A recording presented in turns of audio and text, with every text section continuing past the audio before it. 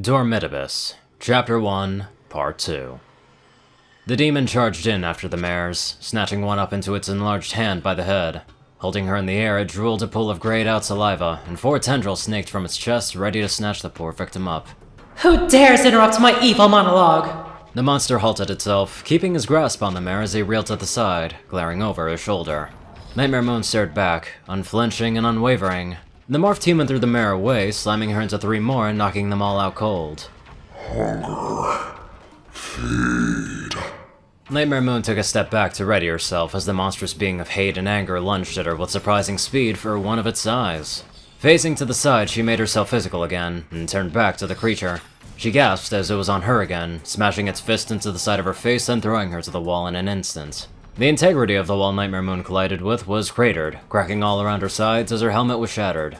With her mane flowing free, she hissed at the monster. Disappearing into the floor as the beast tried to crush her with a ground pound from above, she swam up out of the shadows cast by her subjects, as the monster inverted and turned itself around with its amorphous body. Coming at her again, Nightmare tucked her arms up, creating a magical shield on her right as the thing's giant fist came crashing down. With the barrier withering almost immediately, she noticed that the force of the punch caused a part of the floor on her left to blast away like leaves taken by a gust of wind. His hits were powerful, and if she knew the slime by any means, he was difficult to retaliate against, as every cut would just regenerate and fold together with ease. Bending herself backwards to the right, she brought up her arm again, letting the venomous incarnation's other fist slide past her. Her eyes cast upwards when she felt danger come from its back. 2 tendrils attempted to swipe her from below, making her limbo back and come forward, reinforcing her own strike with a collection of magic. The beast reeled back upon feeling Nightmare's fist collide with his face, but the intellect and reflexes of the human within worked to his advantage. With his eyes glinting, he shot his head forward, headbutting Nightmare Moon on her rump. He clasped both hands together and smashed the ground, the dark pony once again avoiding his attacks by disappearing into the shadows and reappearing elsewhere. Finding her to be a little ways from the stage, he used his tendrils to boost him through the air and swing both his right arm and 3 large and sharp tentacles. Nightmare Moon ducked again, this time pivoting herself and kicking the monstrosity off balance. Rolling away, she lifted herself off the ground with a flap of her wings and dropkicked the oozing abomination halfway across the main room of Town Hall. As he was driven through the floor, ponies quickly diverted from his path, getting out of the way as to not be hit. One of which was Twilight herself, as she stepped back from the spot that the monster skidded to a halt to and bounced back from. She was confused, bewildered, and honestly really scared. She knew of Nightmare Moon, prepped her mind and soul for the fears and horrors that she could bring. But what was with this other thing? This monster that dripped its own skin and flesh, and stood twice as tall as her, and perhaps a third more than Celestia herself, was such a terrifying thing with scary eyes and rows of sharp teeth and claws. She was only grateful that Nightmare Moon was in its sights and not her. Though one thing did perplex her. Its voice didn't sound feminine, and true, some spells alter voices to disguise them, but in every which way, they always had that tone that identified them as such. This creature did not. Twilight turned back to the fight as the giant predicted and acted upon Nightmare Moon's evasion tactics, actually learning as they fought and grasped her by her leg when she came out of the shadows. Spinning around, he threw her through the tables topped with snacks and beverages, getting down on all fours and sending tentacles from his back at her.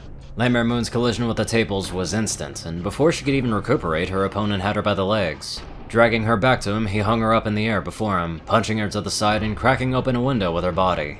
Grimacing at the pain, she yiped, as he ensnared her by the arms and whirled her around to throw her back into the same window. This time she fell out of it, hitting the dirt with a loud thump. Pushing herself up, she knew that she couldn't beat this thing, not here and not now. She underestimated it, and got cocky with her own abilities too early. Transferring her essence back into her hazing smoke, she sailed out towards her prior objective area, the Everfree Forest. The contorted human lunged out of Town Hall after her, slamming down onto the path that he threw her towards. Looking around when she wasn't there, he caught sight of her mane fleeing into the forest that he awoke in. Growling as his meal got away, he turned back to the ponies in Town Hall. He had to feed, now, because that fight not only damaged him, but it made him even more hungry. The closest ponies that he could get were instantly swallowed up, forced into his body and fed on vigorously. Spitting them back out as drained husks, the human stomach was half full, and right now that was enough to live off of when chasing after the dark pony. He didn't know why he wanted her so badly. Something about her was different, so alluring, so inviting. Whatever magical power or essence she held, he wanted it, and he was willing to kill her for it. Twilight rushed out of Town Hall as the monster fled the scene, giving chase after Nightmare Moon. She watched as it leapt over several houses with a single jump, disappearing and escaping before she could even get a better look at it after the fight. Her interest in it was piqued the moment that she saw it skid up to her in the fight, but now she deemed it as every bit of a threat as Nightmare Moon was. Her evidence was as clear as day in the two mares that lay before her, one a mint green unicorn and another being that candy store owner. Rainbow Dash flew past her, screaming for both the monster and Nightmare Moon to come back, but as expected, she was ignored by them. Spark trotted up beside her elder sister figure, giving her a worried glance before following after her. Twilight, now running back towards her library, looked down at Spark as they neared the oak tree. Spark, I need you to find anything and everything on the creature. Look in every shelf top to bottom, even if the subject doesn't match it. Spark saluted her as they slammed open the door to Twilight's temporary living quarters, the two rummaging through the shelves frantically. Meanwhile, I need to find the elements. Even a scripture from an old book would help. Twilight let out a grunt of frustration as she tossed another book away. Oh, how am I supposed to defeat Nightmare Moon without the elements of harmony? And what exactly are the elements of harmony? Twilight spun around, looking back at her wide-open front door. Rainbow Dash hovered there, glaring at Twilight while the other four mares she met was behind her. And how exactly do you know so much about this? Something you ain't telling us, Twilight? Applejack thumped Rainbow on the side of her head as she fanned herself with her Stetson hat. Cool your jets, Rainbow. She ain't no spy.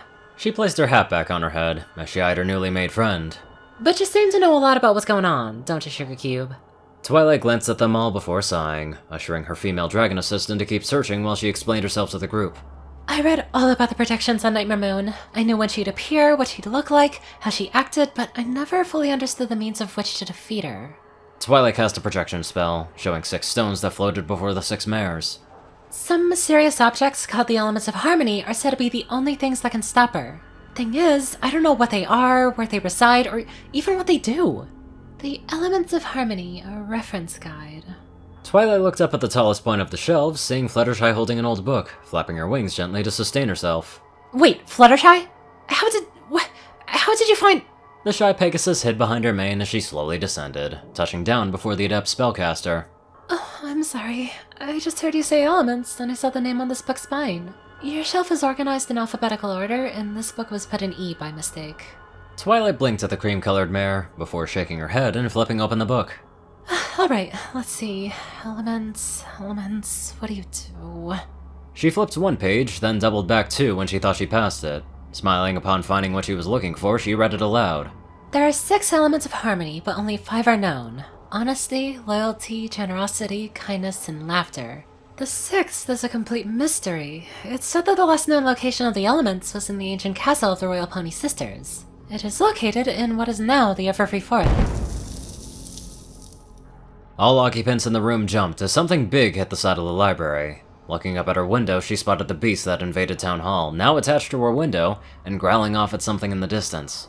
Jumping after it, he made his way towards the forest Twilight mentioned, and a gust of blue smoke trailed just ahead of him. Seeing him reminded Twilight of the other objective in returning to her temporary library. Spark, have you found anything? The purple dragon puckered his lips as she scratched the side of her head. Nothing really of interest. I've seen a few events in the history books that could be important, but I'm not sure. Show me. The dragon lifted up the books that she found her sources in, letting Twilight levitate them out of her grip and into the air before her. She flipped to the marked pages and saw a few key things of interest. One book showed a picture of a stallion well before the plague wiped them out, standing in place and bending over, as if doubling in pain. His body was covered in the same substance was on that monster that she encountered, but in lesser mass. It seemed like this ooze worked as a suit of sorts. Turning to the second book, she read into the marked event that happened a couple hundred years ago. A mare filled with spite and hatred for some pony, presumably a mayor or a high official that took everything from her, was consumed by the ooze. Or actually, no. She wasn't consumed, she created it. She generated it from the deepest pits of her heart, her soul. It was pure, unfiltered magic given in aformous form that, according to the article, ran off a ceaseless hunger for a type of magical energy that all beings on this planet emanate subconsciously.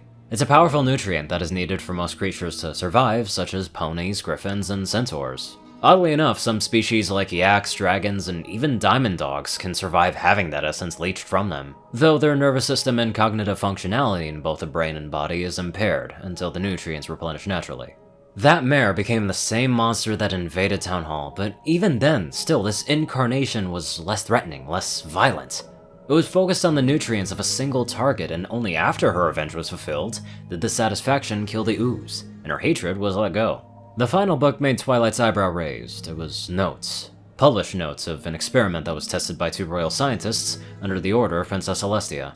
These two mares were doing vigorous research on this living sludge, trying to see what makes it tick, and Celestia knows what else. Judging by the notes, they were attempting to make a cure, but as the research progressed, they made more and more entries in the publicized journal that depicted their progress slowing to a halt. In the end, they abandoned their project, burning the use and destroying their research. Something scared them into ditching the whole thing, and Celestia approved of this abandonment of the project as soon as she found out what it was. The details in the journal didn't show what exactly it was that made them back out and destroy everything, but if it spooked the Princess of Equestria, it had to be major. It was something that could potentially threaten Equestria and maybe the whole world.